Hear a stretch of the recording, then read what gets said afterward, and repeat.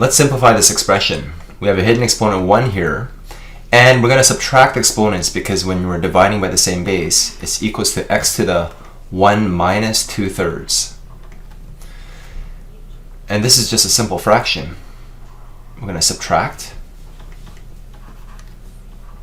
3 over 3 minus 2/3, which is equals to x to the 1/3. And by the way, this fractional exponent also means the cube root of x. When you see a fraction here, 1/3, it actually means the index is 3. The denominator is 3, and so is the index. Let's try 27. Okay, this question looks pretty crazy, but whenever you see this radical symbol, all you have to do is convert it to a fraction. So for the first part, we have x squared, that's the inside part, but this is to the exponent 1/3.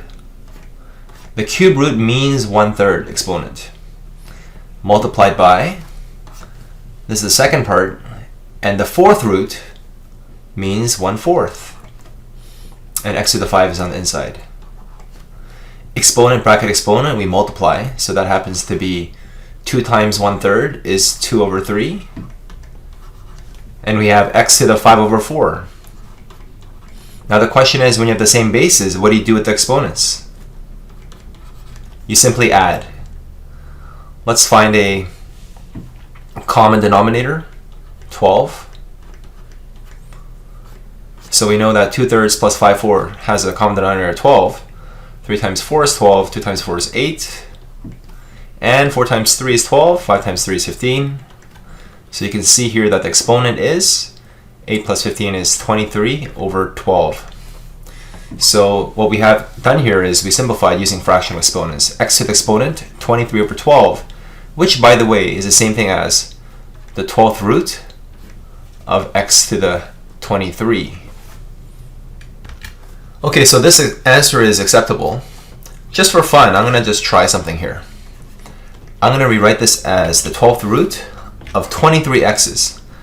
X times x times x times x times dot dot dot 23 times.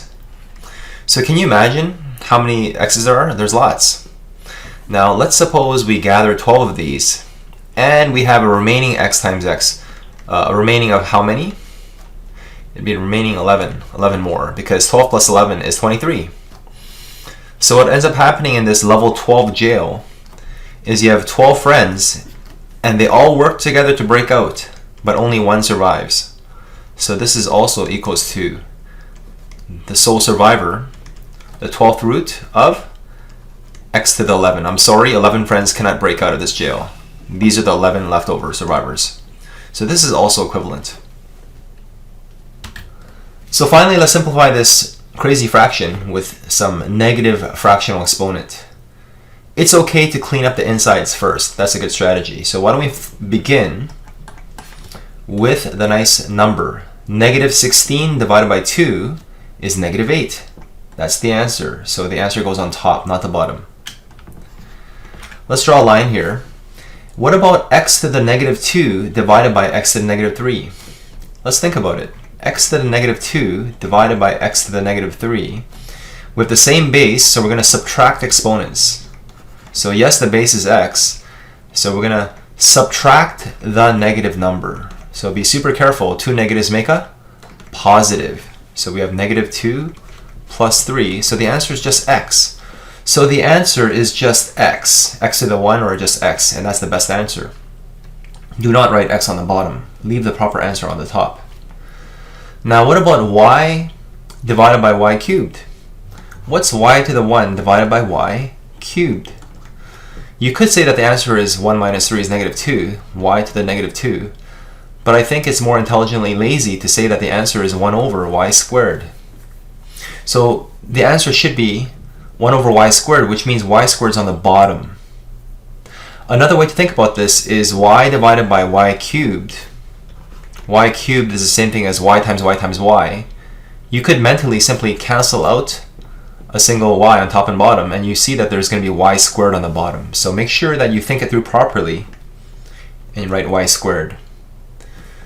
So now we have a negative fraction here, and we want to make this positive. And in order to do so, we simply switch top and bottom without thinking too hard. We simply copy the numerator to the denominator, and the denominator goes up to the numerator. And we take away the negative sign. Negative 2/3 exponent now becomes 2/3. So we're almost done now. We're going to simply generously feed the top, spread the love to the bottom as well. So what we have is y to the exponent bracket exponent, we multiply. This becomes 4/3 because 2 times 2/3 is 4/3 all over. And we're going to spread this love to this number here. Now this negative 8x all to the 2/3, I think we better focus because we need to spread the love to this number as well as this number. People always forget to spread the exponent to the actual coefficient, so be super careful. So why don't I just concentrate here on a side subproblem here. What is negative 8x to the 2/3? This is just scratch work. You could rewrite this with square brackets, all to the 2/3, and I'm just going to rewrite negative 8 as negative 2 cubed. You don't have to do that, but I think you'll see it better this way. The x remains the x, but negative 8 is actually negative 2 times negative 2 times negative 2. This actually is the same thing as negative 8. But now when you actually spread the love to this number and this number, you can see what happens. Because exponent bracket exponent, so this is equals to negative 2/3 multiplied by, we're multiplying this, x to the 2/3. And when you multiply these exponents, the 3's cancel. The 3's on the numerator, denominator, so you can see that this 3 and this 3 cancel. This is on top actually, this is on the bottom. What is negative 2 squared? The answer is 4. So we have 4x to the 2/3. Okay, that was a lot of work, but hopefully you could follow that.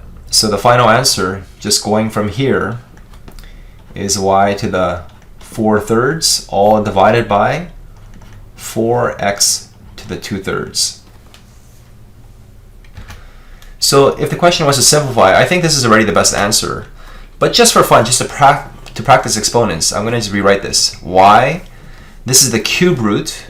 The denominator means cube root of y to the 4, just for fun, over, the 4 remains there, x to the 2/3, just for fun, we can say the cube root of x squared. And if you really want to be weird, you could even say this is y times y times y times y, and you can pull one y out.